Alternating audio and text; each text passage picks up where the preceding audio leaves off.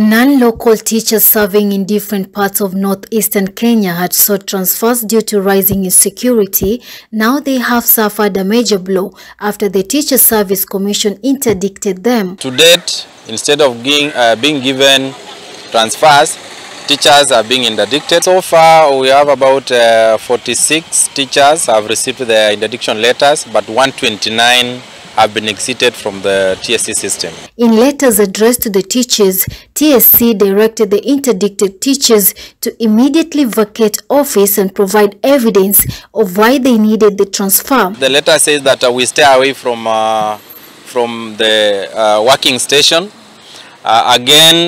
We forfeit our annual leave. This comes barely a month after the National Assembly Committee on Education ordered the non-local teachers seeking transfer to be moved to other areas. Those teachers should not be interdicted. Those teachers need to be paid their salaries. And two, we are also calling on the local leaders to mop up any local teacher to be recruited. By August 18th, 129 teachers were yet to report to their workstations in Mandera, Wajir and Garissa counties. The Teacher Service Commission insisted that learning will be affected in those areas should it transfer the teachers, since most of them are non-locals. It's clear that majority of teachers teaching in northeastern regions are non-locals. While it is true that the incidences of insecurity have adversely affected their performance, the much sought mass transfer by non-local teachers from the areas will make an already dire situation a real crisis, bringing education in the region to a standstill. Non-local areas are definitely feeling threatened, but that threat is affecting even the locals who are living in that part. The teachers' crisis began in 2014 when the region lost 28 teachers after a bus they were traveling in while heading to Nairobi for the December holidays was attacked. In August, hundreds of teachers drawn from Mandera, Wajir and Garissa counties camped outside the Teacher Service Commission headquarters in Nairobi, demanding transfers over insecurity. We are not going to go back there. And again, it's now the mechanisms of the schools to reorganize themselves and see how the national exams are going to be attended. The commission is now caught between implementing its obligation to staff every public primary school in Kenya and the responsibility to protect the lives of its employees. Fatma Bogu, NTV, Mombasa. Of course, even on Monday, the situation was not looking good. We had teachers who had camped outside the Teacher Service Commission headquarters here in Nairobi. There was a bit of a fracas, if you can get those particular pictures there. Some of the teachers were arrested in the fracas as well. We saw police lobbying tear gas to disperse some of those teachers who had stormed the TSC offices after their interdiction as well. And of course, the teachers who are among those who were interdicted are still demanding for transfers from northeastern Kenya and are refusing to return to work to their workstations in the region over that issue of insecurity and the concerns surrounding the same. TSC has been on the spot for interdicting the teachers. Let's hear what they're saying. Some teachers have already received, others have not received. So we wanted to go and check from the TSC, why are they giving letters discriminatively? And we know that they have already written those particular letters. Some teachers have also received 2 interdiction letters. Mwajiri wetu ambaye ni TSC wanatumia idara ya polisi ili kutunyanyasa. Tunapozungumza sasa hivi kuna walimu wapatao kama 10 hivi ambao wamekamatwa muda kama masaa mawili iliyopita, wako katika kituo cha polisi cha Capitol Hill. All right, so that just gives us a glimpse of really what the situation looks like. And to introduce my panelists once again this morning, Julius Korir, National Vice Chair of KUPPET. Also joining us this morning in studio, Peter Amunga, Education Researcher at Kewater, also a teacher. And also Mohammed Abdinur, former teacher and humanitarian, as well as a development consultant. Thank you, gentlemen, for joining us this morning.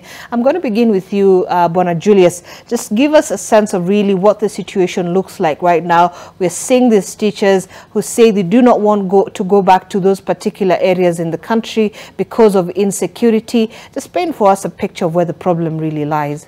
Thank you very much. Thank you for this morning show. I want to say I'm Julius Korir. I'm the National Vice Chair of KUPPET. And I want to say that the issue of Northeastern teachers, these non-locals who are teaching there, has become a perennial problem, because this thing has come from even 2014. There was such a thing. And we even demonstrated. We assisted this teacher and demonstrated to Parliament. We even went to TSC to go and demonstrate. And thank God that that time, the Teacher Service Commission was able to transfer all those teachers to different parts of this country. The issue of Northeastern is very touching. Yes, there is what we call the right to education for any child in this country. The Constitution is there for them. So, according to me, it is very, very bad and shocking that the students of Northeastern are suffering. And it is not because of these issues of non-local teachers. It is because of the treatment these teachers get when they are in those northern part, the insecurity, the discrimination of the religion, even the infrastructure. As I speak, I know there were some teachers who were employed the other day, and they were posted, the primary teachers, and even there were teachers from secondary school who were taken to junior secondary. But the problem is that, they were taken very far from even the urban areas. So they suffered. So that is why these teachers are crying, and they came to Nairobi. Most of them have not returned. We are aware they were interdicted. And even when they went to demonstrate outside the Teacher Service Commission, the headquarters, they were arrested. 10 of them were arrested, and they were taken to Capitol Hill. According to me, I see it's unfair to arrest teachers. After all, in this constitution, there is right for picketing.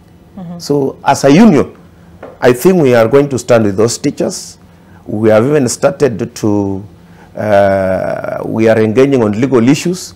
We may represent those teachers in court, so that we make sure that they are returned to teach.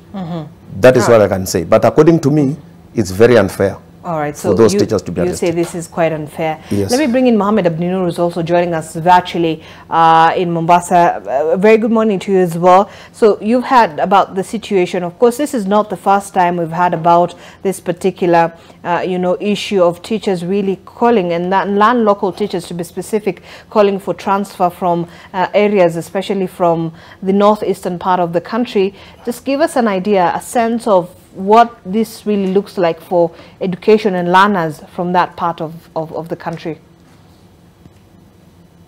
Thank you so much, Zainab. First, I'm a little bit surprised with what the Kenyan National Union of Teachers representatives just said in terms of treatment of teachers, which is actually very, very far from the truth. We should not mix politics with very fundamental right issues. He has rightly said in his remarks that education, according to the Basic Education Act 2013, every child in this country has the right to free and compulsory education. Teachers in northern Kenya have heeded that call and have taken their children to school, but the teachers are not there. And surprisingly, the teachers are there when they are serving as board of management teachers or PTA teachers. They are there when they are looking for jobs. They serve in these schools for 3 to 4 years waiting for employment. The moment a TSC letter of appointment lands in their hand, the vicious cycle that has continued for the last close to 7-8 years comes back again. So basically, as leadership of Northern Kenya, we are saying that this is an employment bill, a strategy and a tactic well devised by people who are job seekers to go to Northern Kenya, and once they secure employment, with the slightest security incident, then camp at TSC headquarters in Upper Hill. For once, what the Teacher Service Commission has done is commendable. because we cannot allow part of this country to be ungovernable. We cannot allow citizens and children of this country to be victimized, yet the security organs have the primary responsibility to provide security to every citizen. As we speak, in the last 7-8 years, this has been the trend. This has created a vacuum, and every other time, Teacher Service Commission has to look for replacements. Surprisingly, Zainab and the fellow panelists, this only happens again in third term. When children are supposed to sit for exams, we seriously see this as a sabotage to the national government's efforts to provide education, and a sabotage and a backstab on the people of northern Kenya, who have recovered from many years of systematic and deliberate marginalization by subsequent regimes. And only now, people have woken up, and now we see there are these teachers who, once they secure TSC employment, they now come in TSC headquarters. But Kenya National Union of Teachers and everyone else must really look at this from a fundamental right issue as opposed to union mentality. Okay, just to correct you there a little bit. So we do have Julius Korir is actually representing the Kenya Union of post-primary education teachers, right? That's CUPED. And just so we don't have a representative from NAT here, but I know Peter used to be at NAT, so you can be able to give us perspective from that end. Yes. Peter, I'm going to give you an opportunity to come back and respond to some of those issues. And of course, we'd like to also hear from Abdinur as well in terms of the issue of saying there's certainly much bigger conversation when it comes to why teachers really are trying to move away. And is it a question of sabotage, really? We'll come back to that. Let's take a quick break. We're going to be back. The hashtag, as always, is MLiveNTV and NTV Kenya. At Zainab Ismail, talk to us, and we'll be sampling some of your feedback.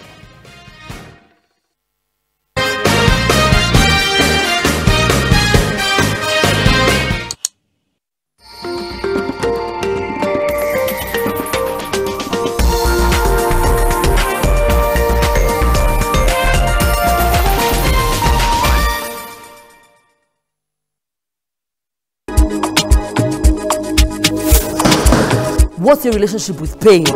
What's your relationship with change? What is your relationship with finances?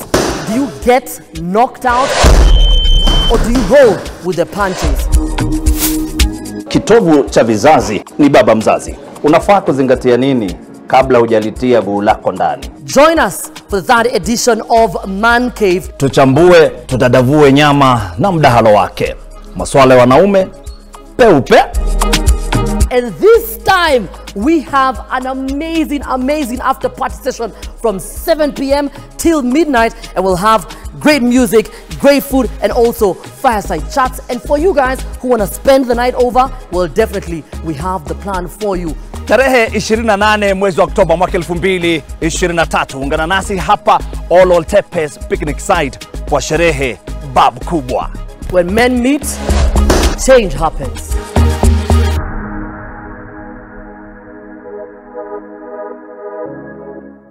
I see you trying to be an OG like me, chasing dreams, pulling more schemes for wealth. But the best thing is seems nice and bright and everything feels alright. I went to school without a fool, trying to pick a fight. I was loped out, crisscross shirts.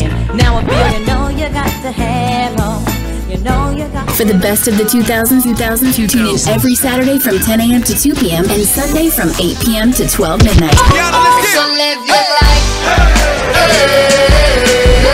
Rhythm and flow. Taking you back in the day. Nation FM. Romelu Lukaku has had a fascinating club career. 2 spells at Chelsea, 2 spells at Inter Milan, and a 2-year stint with Manchester United. After returning to Stamford Bridge in the summer, Lukaku has found a new lease of life at Roma, notwithstanding a turbulent transfer saga.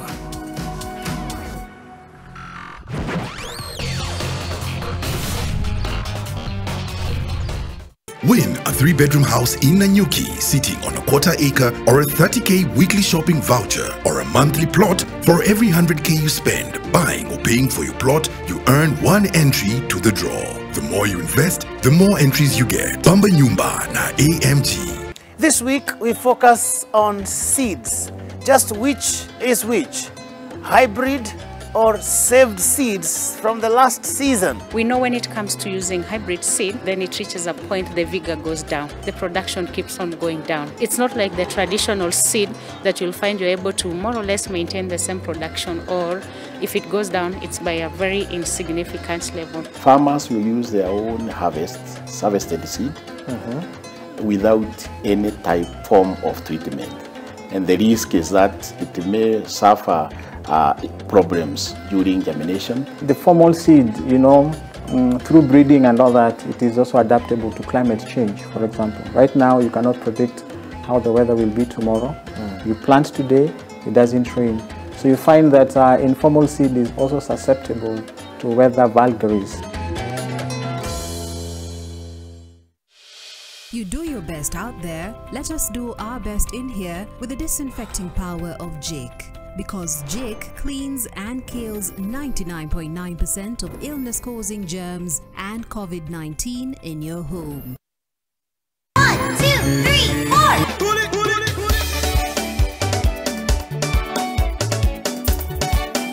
Tune in to NTV every weekend at 9 AM for Kids Adventures, the ultimate cartoon extravaganza. Don't miss the laughter, fun and magic. Selfish, selfish, selfish, selfish. Selfish, selfish, selfish, selfish, selfish, hey. And it's not just about entertainment, it's also about teaching valuable life lessons. Let's practice sneezing into your elbow. Achoo! Yay! You did it! I'm going to show you how to decorate a bottle using glitters. Let's go.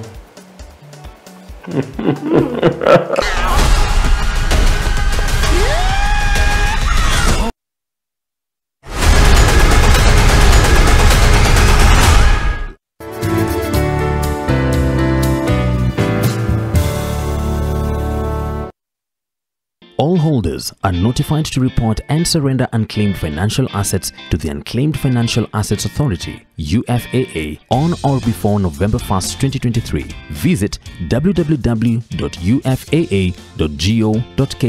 and get started.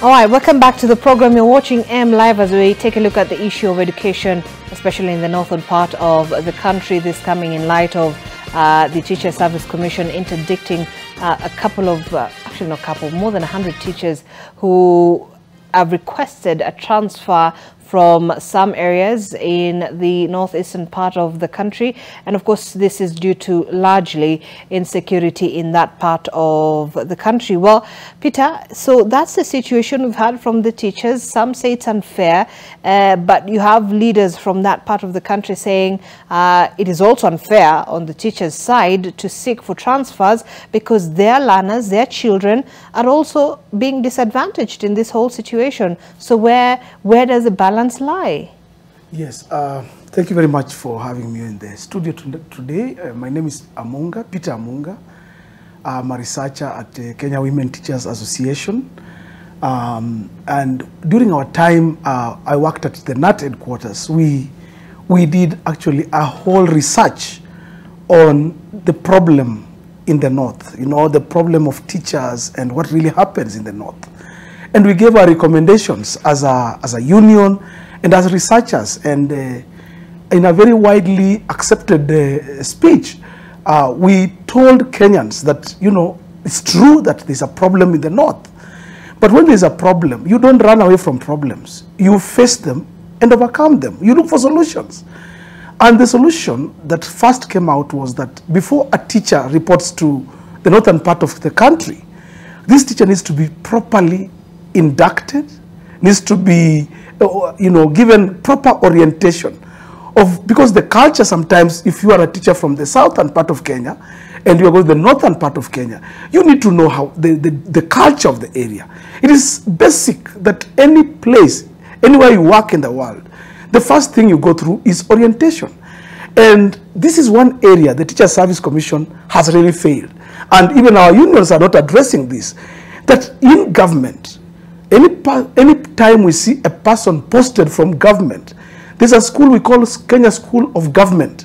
You go there to be trained, to be taught on what to expect where you're going to be posted. Now, teachers posted in the northern need to be oriented properly. Maybe the way of dressing, maybe the way they talk there, maybe the way they carry themselves. They may not be able to carry themselves the way they carry themselves down Kenya. Now, another thing that we also discovered is that it is true that the Teacher Service Commission, Article I think 83 and 82 of the Teacher Service Commission Act says clearly that a teacher can be posted to any part of this country. You know, you have, as a teacher, the moment you enroll yourself at Teacher Service Commission and you are posted, you can be posted anywhere. So it is when you sign the letter that I can be posted, and when these teachers report, as the panelists from Mombasa has just said, when these teachers report in, say, a place like, say, Mandera, they sign on the dotted line that I'll be in this place for 3 years or for 5 years before I seek any transfer. It is true when an insecurity happens and one of them, for example, has a problem or loses life, the entire lot comes down to Nairobi and says, we have been attacked, we don't want to stay there anymore, can you give us transfers back to our places? Now, the Teacher Service Commission is found in between a hard place and a rock, because you have employed these people to teach those children there, and as Julius Korir, the Kupet chair, says, these children have a right to education. The children in the north have a right to a teacher. So you cannot deny them a teacher. And the teacher comes down to Nairobi and is on the streets, is at the Teacher Service Commission headquarters, and is demanding to be transferred. So who takes over his role or her role back in the northern part of Kenya? But then what happens to the legitimacy of the concerns raised by the teachers as well when it comes to their own security? Because it's clear that we have seen, you know, in the reports that you've gotten from those parts of the country, the teachers have also been targeted by the Al-Shabaab as well. True. And now what happens, and even Kupet one time, in fact, I think it was Julius Korir during one of the rallies said, equip teachers even with guns, equip teachers with, let teachers in the northern Kenya have enough security. You see, at the end of the day, the problem again comes back to the government. When you post a teacher or a doctor, we have had Cuban doctors working in Mandera, people from another country, not just even Kenyan country. So when these people come to work, say, in Mandera, what are the security, agencies in Mandera, in Garissa, in all these places in Lagdera? What are the security forces, agencies in these areas doing about the safety of a teacher? And I tend to think that is where now the northern Kenya leaders fail us. And I think this is where I will maybe nail it, that the problem again in the north is also the leadership in the north. Many of the people in the north who are very wonderful people, they have not invested properly in education structures. You actually go to the north and you discover schools have no teachers' houses, have no security, have almost nothing. That is why when this quota system whereby we have got children who can come, we have national schools in this country. And you discover that when you look at the national schools, there is no national school right now actively operating in the northern Kenya. Why? It's because the leaders of the northern part of this country have failed in terms of putting up infrastructure and guidelines on how to run their schools in the north. If there were schools who were properly run in the north, if the schools had gates, fences, security, nobody will be complaining. If the boarding facilities in schools in the northern Kenya were doing well, we will not be complaining. We will not be where we are today. We are where we are today. And you saw leaders from Kiambu, where we have so many national schools, complaining that leaders in northern Kenya wanadandia, we use some word on the street called kudandia. They will want to bring their children to learn in the schools in this side of the country because they have not invested in schools in their side of the country. So is it lack of investment, or is it a case of, a long time marginalization of that part of the country? And especially when it comes to education. I'm sure Korir will say something about it, but what I can say here is leadership is not just about, marginalization, especially education. Education is as old as almost Islam and Christianity. So we can't start talk about marginalization. Where have most of the people who are in the northern part are Muslims? What have they done? Even what does the religion there? Prophet talk about education. Education is not something that came the other day. It is something that has been with us. What are the structures as culture in the northern? What are the structures of the religion in northern Kenya in terms of education? What do they say about education? But what the day they get their philosophy right, Mm-hmm. the day the people in the northern Kenya get their philosophy right on education, most of these problems we are having about insecurities and lack of structures in education and causing this problem we are having today will not be there. That's why Korea is saying, can they train their teachers? Why don't we have teachers training colleges in Mandera, for example? Why all these years after independence we want to say we are marginalized? I don't think that excuse is good anymore. We'll hear from Abdinur on that, but let me get to Julius as well. Yes. So you've heard about the concerns that have also been raised by the other panelists, saying Yes. the teachers should be more aware and really more sacrificial to really what is happening, and just be able to understand the situation of the learners as well. Yeah. But then there are also still those very legitimate concerns when it comes to their own security. Thank you very much. I want to agree with my fellow panelist, Bwana Munga, about the insecurity. Teachers have suffered because of insecurity. I don't want to go so much about it. Mm-hmm. But one way on how to solve the issue of insecurity is to provide security to these teachers. Number two, there are teachers who are far-flung. Why don't they bring near urban centers? Number three, for these teachers, what is their motivation? And I want to call upon the Teacher Service Commission. For such teachers who are teaching such areas, they should be given even risk allowance. They should be given even some hardship that is a bit higher so that it can attract teachers to go there. There is already hardship allowance. It is there, but it is not enough. We want them to be given risk allowance because teachers are dying like dogs, are attacked by Al-Shabaab. Even there are some teachers who are killed even inside the police station. So surely, how is that security? Another thing I want to fault the government. Why we are having this marginalization is because those areas were left. The roads were not there. If the government can improve on infrastructure, good roads, water, electricity, we'll have less of this. Yes, I agree. And I want to tell my brother, he should not just attack us, attack the union. We have tried our best. We have not said that these teachers should be removed immediately. But if there is a concern on security, surely you cannot force such a teacher to go back. And I want to call upon the leaders of Northeastern, the way among us said, to address this issue once and for all. Personally, I feel for those children in Northeastern, not because these teachers don't want to teach those children. It is because of the leaders. They have not come together. They have not come with way forward on how they are going to assist the teachers who are teaching there. Another issue is that, please, it is high time they start developing their own in Northeastern. Problem in Northeastern, what happened? These teachers, they teach, they finish university, they go and teach for 2 years, and then you see they have gone to NGOs. That's the problem. So they have to address that. So are you saying, so is the issue a political issue? Yes. A leadership issue? Yes. An education issue? Yes. Or a security issue? All of them. All of them. Actually, I can just add something there that it is political in terms of how come, as our panelists from Mombasa said, it happens at certain times of the of seasons of the year, maybe exam season, sometimes during the political times. How come the leaders, also the political leaders in those areas, when will you hear them talk about it? What time, when will you ever, like there's a time, Corina and myself have attended a funeral of a teacher who was shot during the Mandela 2014.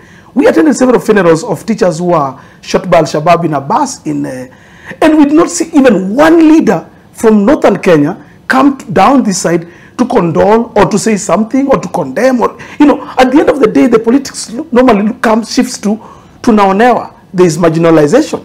Then, and again, why it is also an educational issue, of course, is that those children are now not learning. It's exam time right now. If you are Teacher Service Commission and exams are starting in the next 1 week, national exams, and teachers are not in class, people you are paying salary, there will be a problem here. It's an education issue, and it's a humanitarian issue. It's an issue that also requires that agencies like the UN come in very strongly and ask questions. That's why we're having a conference today at KICD Education International. That conference is also addressing insecurity. It's not only Kenya. By the way, this problem of insecurity in schools is not just a Kenyan problem. It's a global problem. You can imagine what's happening right now in Syria. I mean, in Palestine, It was a problem in Uganda. In Uganda, we have had this similar problem. It's a problem that is global. The issue is we must come up with solutions. It starts with leadership. Good leadership will ensure that the problem we're having in Northern Kenya is solved once and for all. All right. Abdinur, if you're still with us, so you've had all the perspectives from the other panelists. Some of your responses to the issues raised as well? Yeah, first thank you Zainab and my colleague panelists. There are a few things that we need to debunk and also understand a little bit of the background. First, teachers are not just posted. Teachers apply for a job. Unless in the past, whenever there is a vacancy, TSC will put up an advert. Priority will always be given to those teachers who are already in their schools, what we call board of management teachers. I want to tell my brothers, no teacher travels from Nandi to Wajir directly and then is employed the following day. No. A number of these teachers have served as BOM teachers in these schools for 4, 3, 5 years. Let's be honest about it. They have their spouses working in the Ministry of Health. They have their spouses doing some informal employment. The problem arises, and as a researcher, Amuda, please dig into this. The problem arises the moment someone gets a TSC employment. As a matter of fact, I'm only visiting Mombasa, but I come from Wajir and Mandera. I know of someone who has been asking for a transfer, but the wife works in Bute. I know of a lady who works in El-Wak, but the husband who is in Ministry of Health is comfortable working there. I know of someone whose wife does business in Wajir, but the husband is asking for a transfer. The issue is, this has become like a revolving issue. Job creation, people are employed and they want to leave. If you ask their spouses, they want to stay there and they're doing business there. And there are 1, 2, 3, 4, 5, I can mention names. So the issue of employment, I think, needs to be addressed like that. Number 2, Zainab, surprisingly, all the private schools in northern Kenya have teachers who are non-locals. The non-local teachers who are non-local in quotes, I will say, I don't use that word like that. The non-local teachers or teachers from other parts of the country who are in private schools have no issue.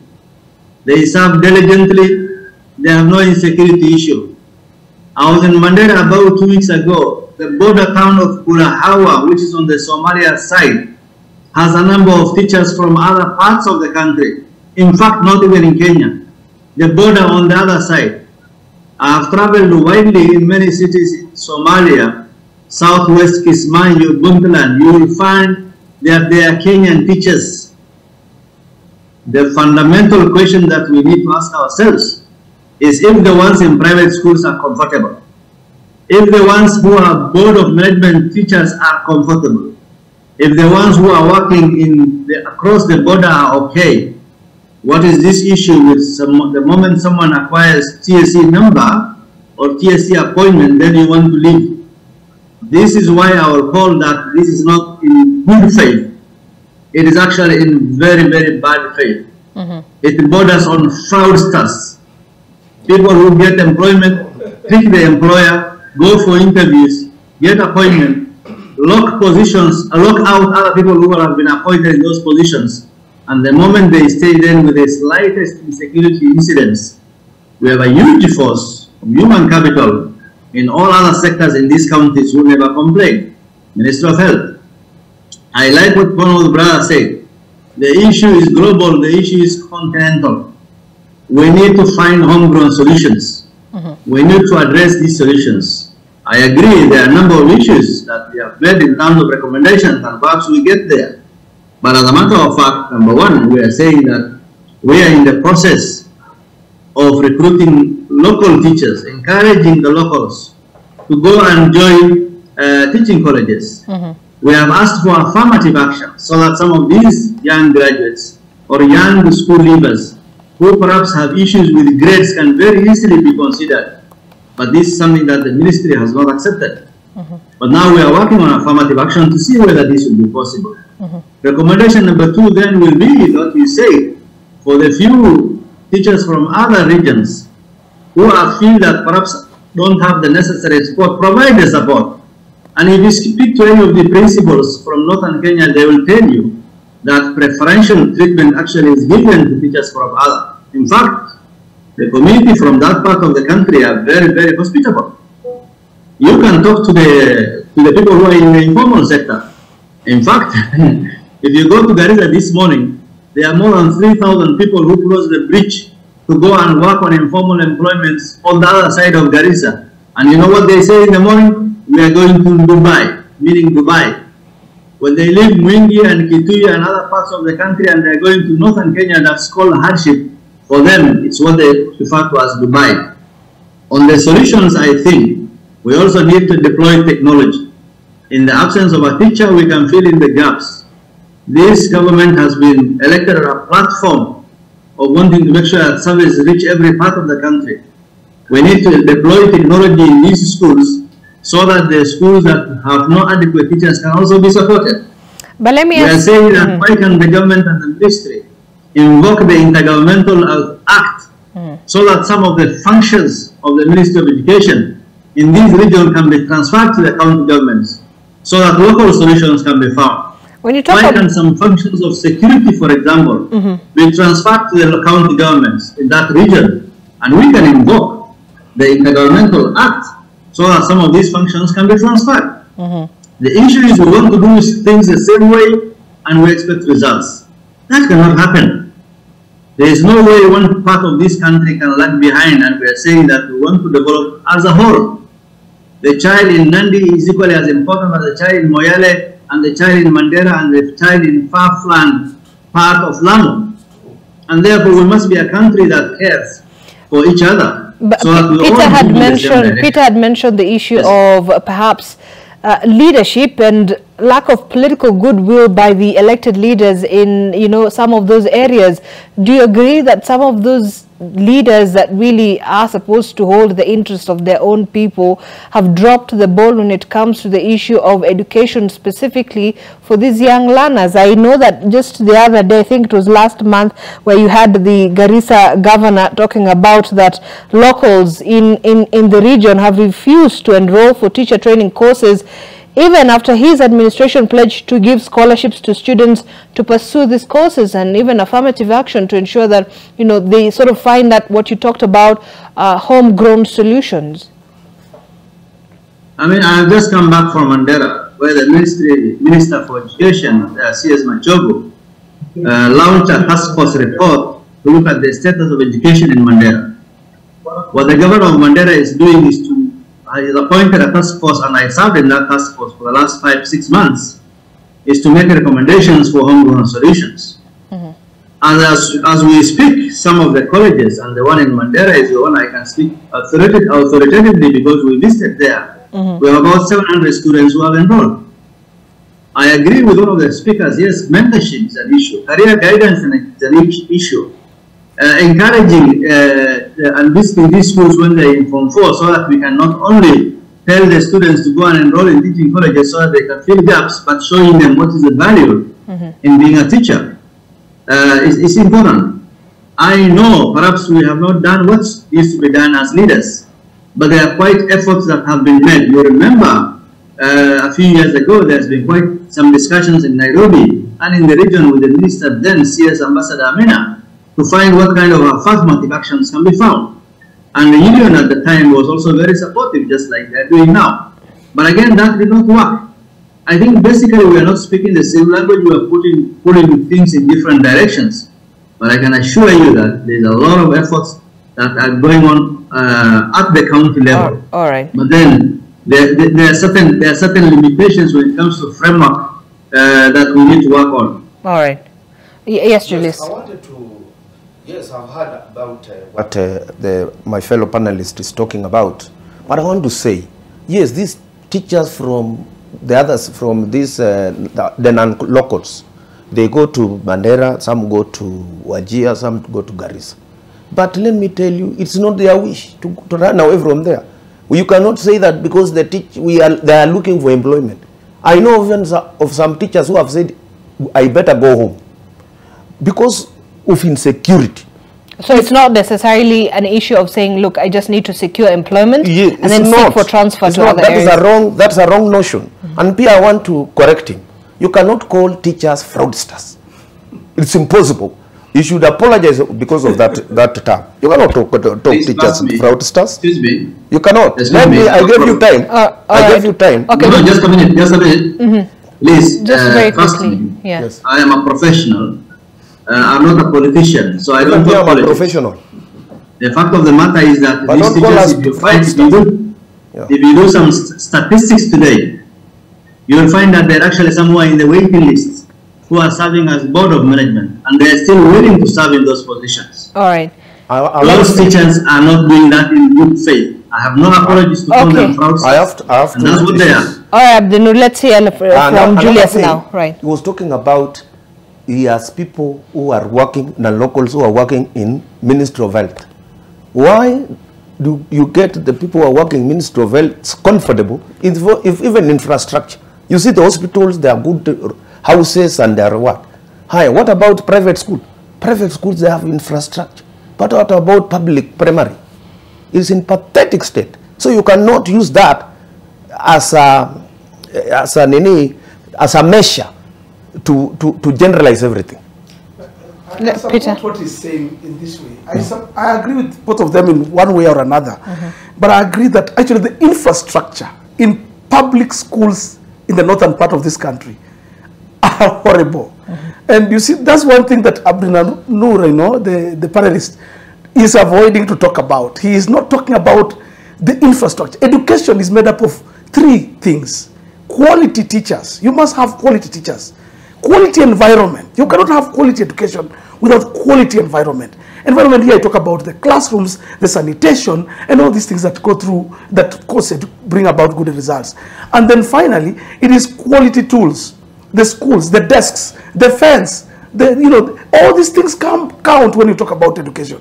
In northern Kenya, public schools.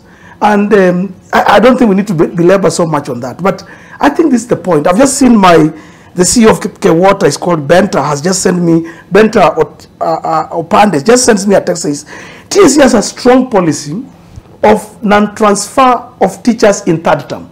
Now, we are in third term. In third term, Bwana Korir will agree with me. Yes. We have exams in all schools, that is it. National exams.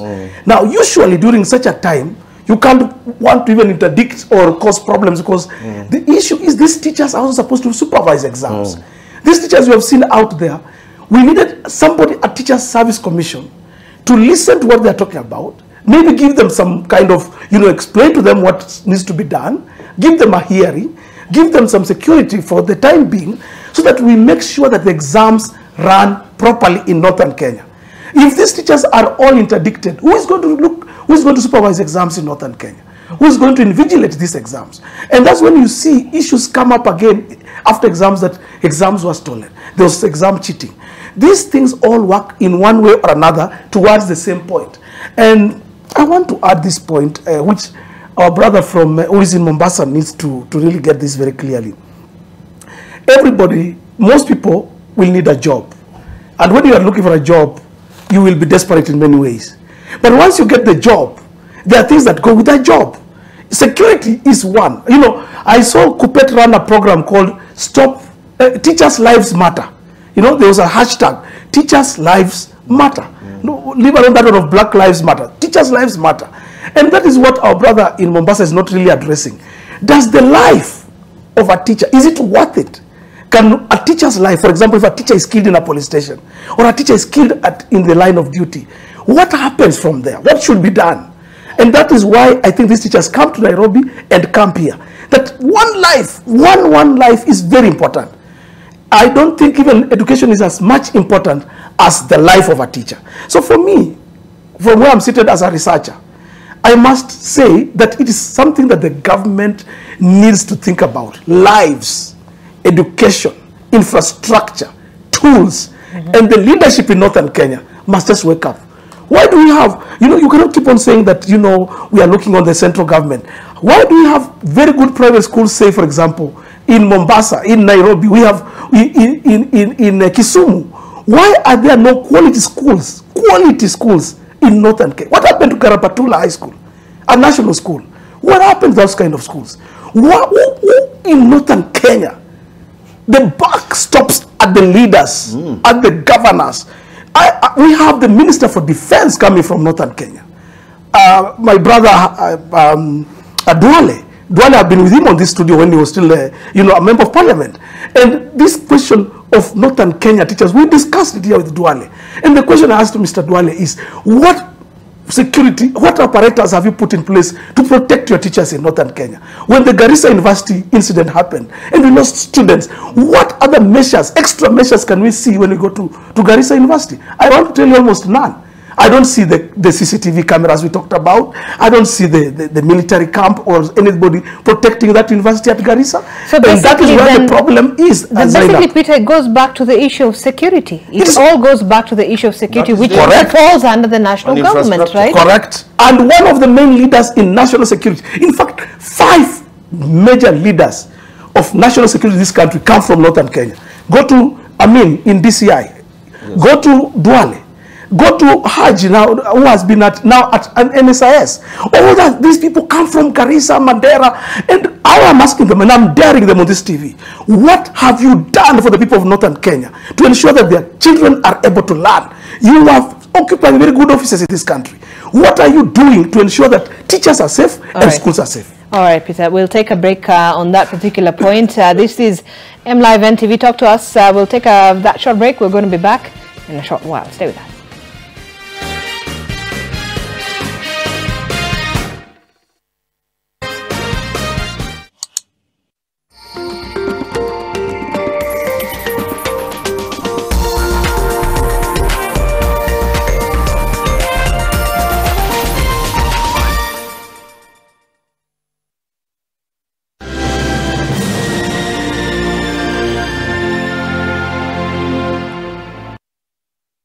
Karibuni, hii ndio base ya the best local entertainment.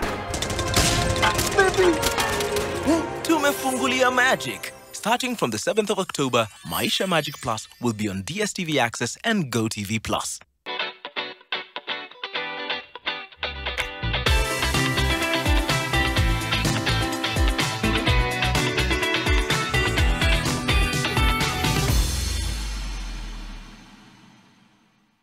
With Glovo, you've got the city at your fingertips. Hanging out na mnataka kuku fry ama nyama choma customized na ugali sosa?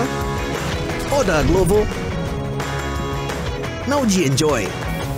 Time to shower and running out of soap? Order Glovo. Now uanze siku fresh. Ama simply treat family nzima with a sweet surprise. Delicious. With Glovo, unaweza track order yako minute by minute. Download Glovo, order anything you want and receive it in minutes.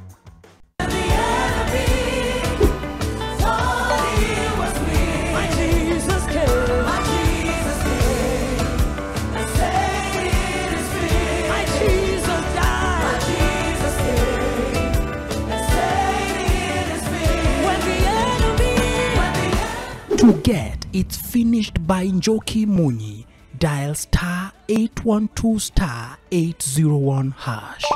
Skiza, non-nation.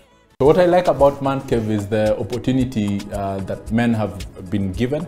Through this platform, they are able to discuss and share amongst themselves what really goes around their lives. One person may think that they're going through something worse, but when you sit down and hear what other men are going through, you're able to really understand what your what is affecting you is really nothing.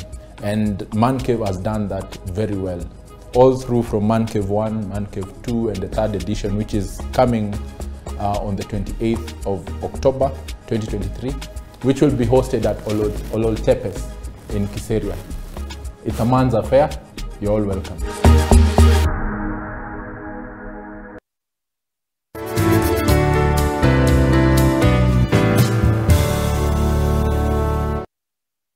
All holders are notified to report and surrender unclaimed financial assets to the Unclaimed Financial Assets Authority, UFAA, on or before November 1st, 2023. Visit www.ufaa.go.ke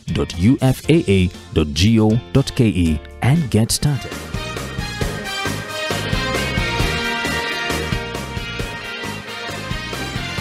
All right, welcome back to the program. You're watching Live NTV as we converse around the issue of learning in the northern part of the country, and of course the issue of insecurity that has now forced teachers to seek for transfers from the schools within that part of the country, and of course that has now led to interdiction of these teachers by the employer, that's the Teacher Service Commission. But as we have this conversation, before I get back to Abdinur, who is in Mombasa, just to give us a sense of really what the fate of the interdicted teachers currently stand, Julius, give us an idea of what is happening right now to those teachers who've now been interdicted by TSC. And this basically is just a suspension. It's not it's not a termination of their contract.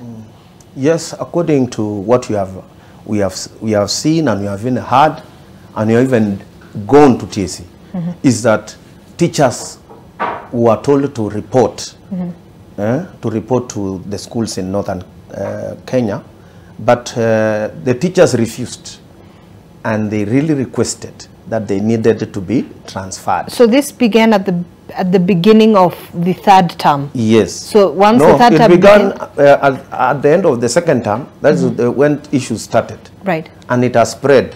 And it came because there are some teachers who were killed. So that brought a lot of tension. And these teachers now had to camp now at the Teacher Service Commission requesting to be given letters of transfer. But this thing has been there for 1 month. So TSC refused. And when they refused, these teachers went and demonstrated outside. And that is why some of these teachers were arrested. And that is why I was saying there is a way we could talk. In fact, we have occasioned a meeting with the Teacher Service Commission to see if they can have a good face, a human face to these teachers who have been interdicted. So I think that is it. But according to me, it is very unfair. They should have listened to these teachers, and they should not even have arrested, because there is right of picketing. That is according to me. But just what on it, what happens normally after a teacher has been interdicted is once you are interdicted, you are not supposed to go to your place of work. You wait for a disciplinary committee meeting, hearing. So these teachers are going to be waiting to be called for a disciplinary committee hearing in their respective maybe counties or maybe in Nairobi. This is to make their defense statement. Yes, they have to make a defense statement. Right. It's during the defense statement that they'll talk about why they were not at their place of work, why they came to Nairobi. They'll have to defend themselves. Now, normally you're not allowed to have a lawyer or, just you and the commissioners. And then after that, they wait again for the response from the employer. Most times, again, they'll be on no pay. If it's desertion, as a teacher, if you deserted duty, like now what they are being accused about is desertion of duty. When you are deserted, you are considered as if you are not there, you're not working. So what's happened is that they'll not get salary for the time they'll be out, waiting for the hearing. Sometimes the hearing can take 2, 3, 4 months. It's not automatic that it comes after a week. It can take even half a year. The teachers have been waiting to go to the disciplinary committee hearing for years. So you're telling me right now, if these teachers decided to go back to their workstations, they will not be able to go back as per the TSC guidelines because of the interdiction that now stands? Yes. Right. Now they are person non-grata. They are not acceptable in the workstations, even at Teacher Service Commission. So after the hearing, they will be posted. But most times you will not be posted at the school you were. It's a policy at Teacher Service Commission that once your hearing is over, and if you win, if you defend yourself properly in the case, which is not 100% that you have to win, then you are reposted. You are given a discipline. Discipline is being posted to another school, maybe within the same locality, but not the similar school that you are in. So a different school. A different school. Right. But, you know, Peter, I mean, this is not the first time we've seen this particular issue. And this is why there was a whole hullabaloo when it came to the issue of the delocalization policy that has now been halted by the government. Yes. But then, so even with all this, I mean, the region still feels disadvantaged. You know, back then we had the leaders from those part of, from that part of the country saying that, you know, mass transfer of teachers is really hurting the education of their own learners, you know. So then when you have 120 and more teachers pushing for transfer from schools in that region, where does this leave these learners who are almost going to go to national examinations and perform and compete with their peers? And that's actually the unfortunate part of it. That these learners have to pay a very heavy price. That's why results in the northern part of Kenya, national results for the last so many years, has been pathetic. The children there have been failing exams. The E's at Form 4 L level, the less than 100 marks in those areas are actually pathetic. But again, the government comes in and comes up with something called affirmative action, whereby learners from those areas, even when they're joining college or they're joining university, their cut-off marks or cut-off points are always put lower than the rest of the country. A child in Nairobi, for example, who wants to go to Alliance Boys High School or Alliance Girls High School, if you get 400 marks, you will not go. You may need to have 420, 430 if you're in Nairobi or Kisumu. But a child in Mandera, a child in northern Kenya, with 320 marks can easily make into a national school, 300 marks. So that's called affirmative action. It's one way to cushion this kind of problem. But it is not a good thing. It's not, you know, why should somebody be given this kind of affirmative action? The only solution has been, and which Kenya Kwanza, as a government when they were campaigning, talked about, is they talked about localization. They were against delocalization. The former government came up with something called delocalization. Make teachers go out of their locality, you know, remove them from where they are, take them elsewhere. That policy failed miserably. It brought a lot of problems. My friends like Korir here went on the streets. They went to parliament. They went everywhere to complain about it. The new government came in with a strong policy called localization, meaning they want local teachers to teach local schools. Now, the question is, 1 year after this government took over, why are we still having delocalized teachers still teaching in Machakos, teaching in Kiambu, teachers from Nandi, teaching in Mombasa, teachers who want to go back to Kakamega are in Mandera? Why is the policy called localization not working? And that is why now, I personally, as a researcher, I have a problem with my unions like NAT and KUPPET. Because if they need to hold the government to account, that as a government, you told us you want localization to be in schools. Why are we still having teachers in northern Kenya who don't want to be there? And yet it is a policy. So the only way, and this talk I'm giving, as you put it, started way back in 2014. 2014 was the time we had the Mandera bus attack. And you will agree with me. From 2014 up to today, how many schools have the county government of Mandera put up? How many teachers training colleges have been put up in Wajir? How many teachers so far can they be accountable and tell us how many they have trained in the last 10 years? So, and that is where the problem begins, and I keep going back there, because we can only solve the problem of children suffering marginalization in northern Kenya, starting with the leaders. We can't have the leaders of northern Kenya bring their children to learn in Nairobi, learn wherever, the main leaders, and they leave the people who elected them without teachers back at home. You leaders in Mandera, you leaders in Garissa, take control. Take control. Bargain with the government. Hold the government accountable. Ask the government why the localization program that you promised the electorates and Kenyans, why is it not working in northern Kenya? All right, maybe Abdinur can be able to tell us why that perhaps is still a big challenge, Abdinur?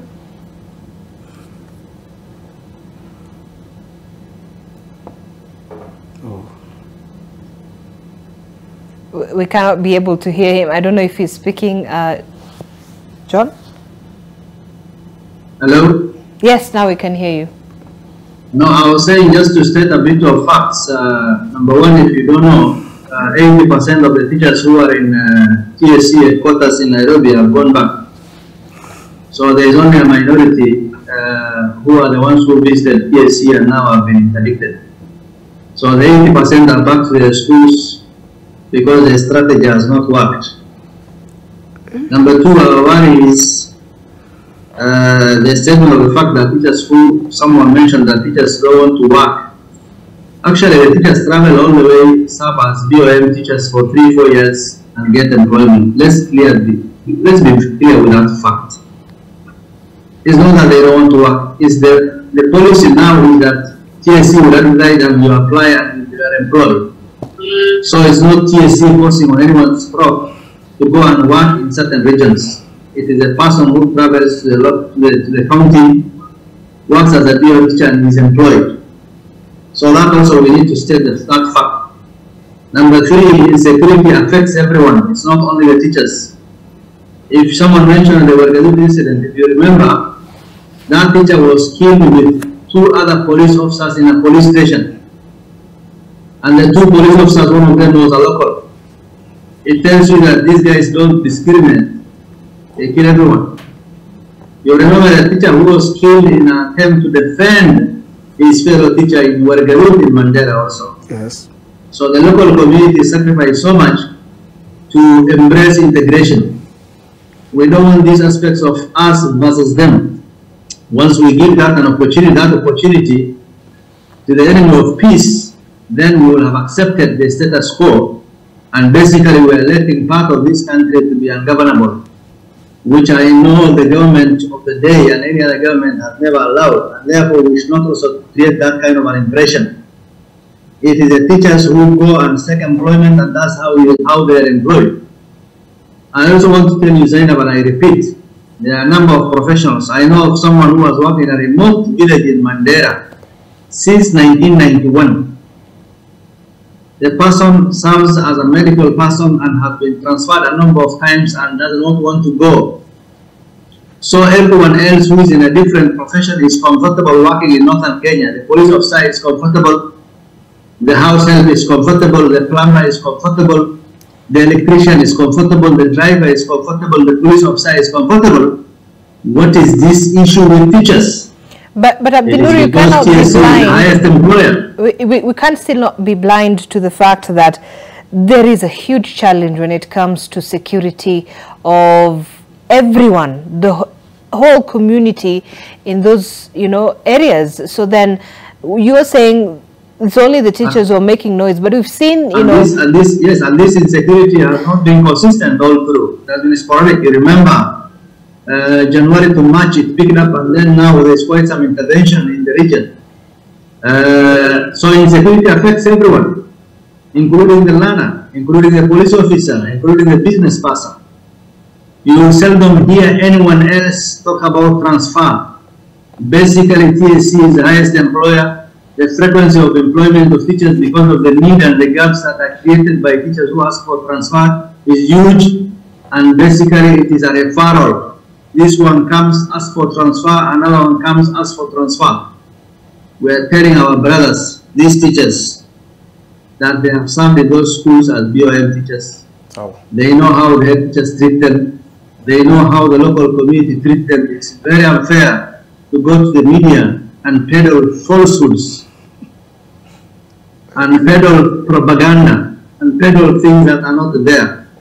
I will invite any of these people who are in the panel and anyone else to travel to Garissa or Mandera and see in the interior. You will find a number of people who are also teachers who are working in those areas. This is the minority that's trying to create this kind of a situation. I will want to agree, yes, we have not done sufficient interventions at the local level as the leadership. We haven't done enough. We haven't done enough investments in education, because this should have been the game changer.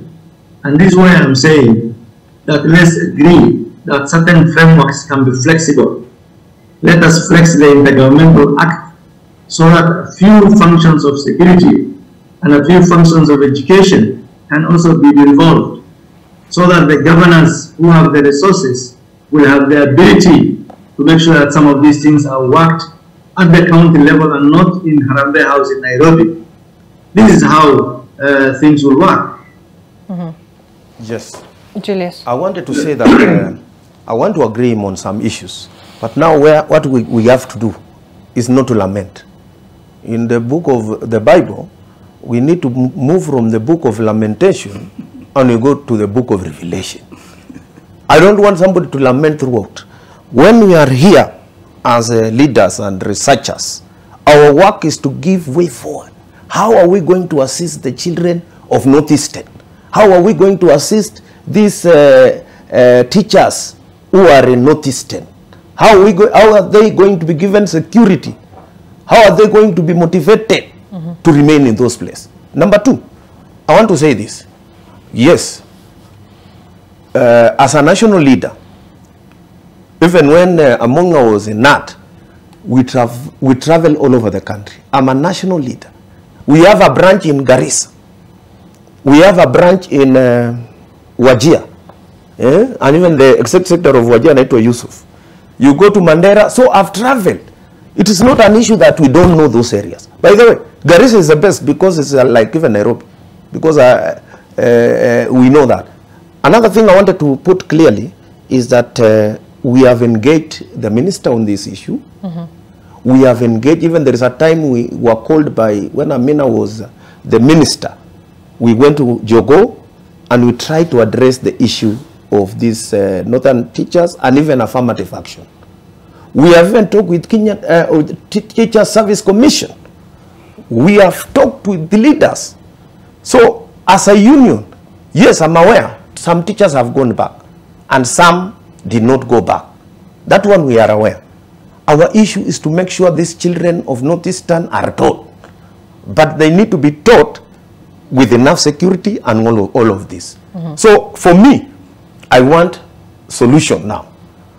Let's not lament, oh, people are going there because of employment. Oh,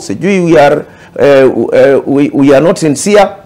But we are here to make sure the life of the teacher is important and is vital. And yes. One solution, I like what the direction Julius is taking us. The solution is technology. It's right now we're moving to the technological world. We at Kenya Women Teachers Association, we are coming up with something called laptops for schools. And during our training, which Julius attended in Mombasa at the heads meeting, we presented with the Estonian government of this, Estonian government is providing full-fledged laptops with all materials inside. That is now what we need. Google, the Bill Gates Foundation and others are talking about bringing Google balloons, to provide internet. Now what we need to do is the leaders of Northern Kenya to allow infrastructure whereby internet and connectivity can be available in all these areas. So that schools can now, if I am even here in the studio here in Nairobi, I can teach maths, I can teach any other lesson from Nairobi. So we are going technological. And countries like Nigeria, that's how they're solving this problem. We had a big problem in Nigeria where we had a group that was, militant and terrorist, which was abducting the girls and the students. Boko Haram? Boko Haram, yes. Right. And we all remember how the Boko Haram was acting. Now, as a country, what happened, what Nigeria did, is that they immediately came up with technological advances. All these problems we are having in schools, especially even not just terrorist problems, the issue of, for example, schools burning. Last night there's a school that burnt in Kisii. We have to reach a place as a country, we must ask questions like, are boarding schools still very viable? Must we have children being kept in a boarding school throughout for 5 months or 6 months for that matter? Technology can solve these issues. We can equip our teachers and our classrooms with technological facilities so that a teacher doesn't need to be in class at that time every moment. All right, and I think you mentioned, because Abdinur, actually, as I bring you on, you had talked about the issue of using technology as well to be able to sort of manage the situation that, you know, continues to escalate? It's been a perennial issue within that part of the country. Maybe give us ideas of what you feel can be able to be done, even in light of, you talked about the Education Cabinet Secretary who was there in Mandera. In fact, you serve as part of that task force where you were able to launch the Mandera County Education report of that task force. He talked about the issue of opening up more training institutions locally within that region, perhaps with the inculcation of technology as well. We might be able to bring about some solution to this issue, right?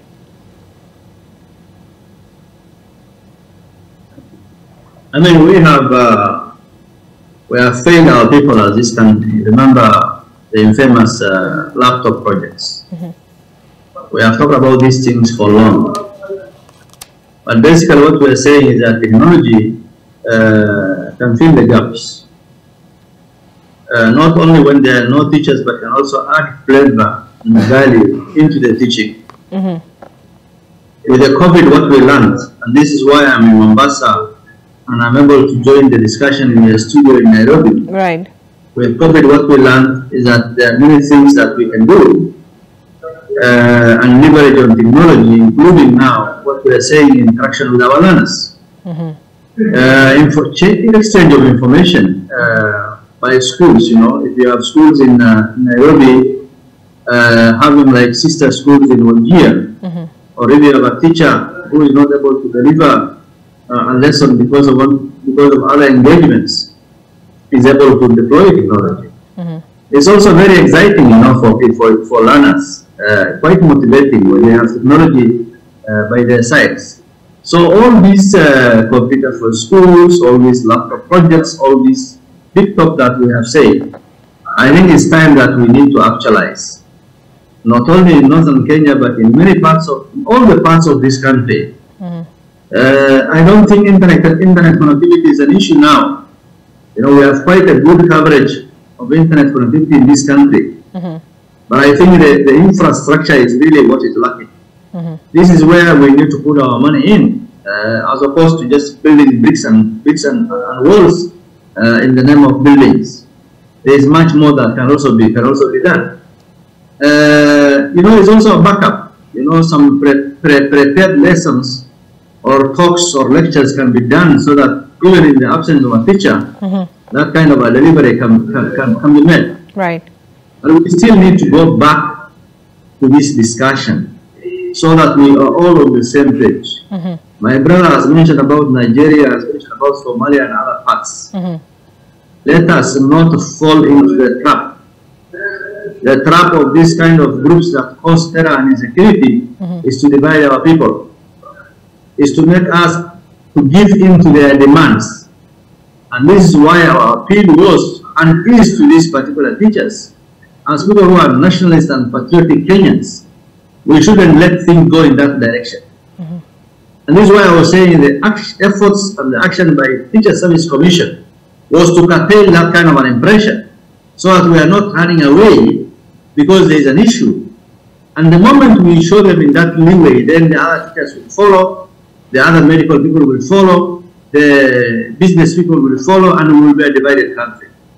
This is the impression and the opportunity that we don't want to give to the groups that are causing insecurity in our region. You know, many parts, you know, we have had issues in Baringo, we have had issues in West Pokot, we have had issues in parts of Lamu and Marsabit. And this is why, you know, if we have to look at the bigger perspective, the bigger picture, what is it that we are really struggling? But the issue of teachers seems to be more specific and more localized in northern Kenya. And this question is fundamental that we have to address it very, very objectively. I want to underline the fact that yes, we need to come with solutions that are workable, longer-term solutions that are workable. I agree with you entirely, Mr. Muga. We cannot cry over spoiled milk, spilled milk all the time. We must come up with solutions. And this discussion and the many other things that we are putting in place, make sure that we move this discussion forward. There are other stakeholders, you know, the curriculum developers, the Ministry of Education, Teacher Service Commission, the security organs, the leadership in the county, the leadership at the national level, parents, we need to look at a more broader engagement, more broader discussion, so that we don't just bring this down to individuals. This is the way we can move forward as patriotic Kenyans and as a country. So that we all move in the same direction. We want to address the issues in Lamu. We want to address the issue in Baringo. We want to address the issue of unemployment. We want to address the issue of underdevelopment. We want to, it's a whole other discussions that come up with. So it's not just one isolated incident in Mandera and in Wajir that we're struggling with. Kupet and KNUT are the spokespersons of these teachers. Let us not only show them that we can speak for them when they have issues, but let's also speak for the parents of those teachers. Let's speak for the children of those teachers. All right. And let's speak for the community as well. All right. Thanks, Abdinur. Thank you. All right. So very quickly as well, Julians, Peter, I'll just give you a minute each as you also make your final remarks. Let me begin with you, Julius. Thank you very much. Thank you for this debate, and thank you for the panelists who have been together. I want to say that at least we are trying to have amicable solution on this issue of Northeastern teachers. And for me, for the way forward for the teachers of this country, especially those who are teaching in Northeastern and those who are non-locals, who have been interdicted and those who have returned, we want to say yes. The solution, the way we have said, is number one, security. They must have security. Number two, the government must put infrastructure, right infrastructure, in those schools, and even tarmac, electricity, to make this place habitable.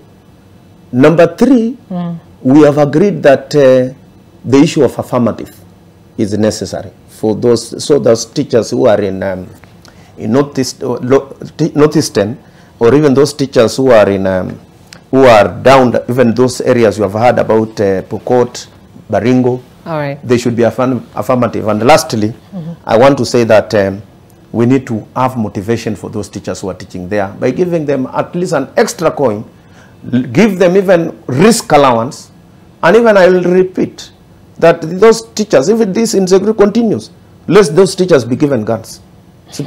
That's quite a radical proposal, yes. But Peter? Yes. You are the one who started this radical proposal. Yes, this studio actually. Another thing that I need to say is our people are very spiritual. Our country, whether Buddhists, whether Muslims, whether Christians.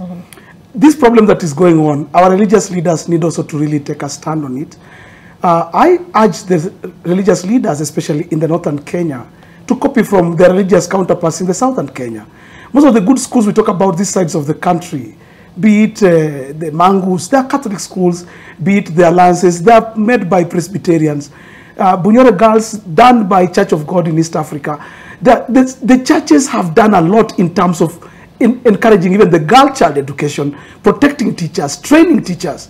The question is, what are our religious leaders in the northern part of Kenya? And I'm challenging them. But does it fall under religion when it comes to issues of education, Peter? Well, it may not fall under them, but you see, you go by the history of this country.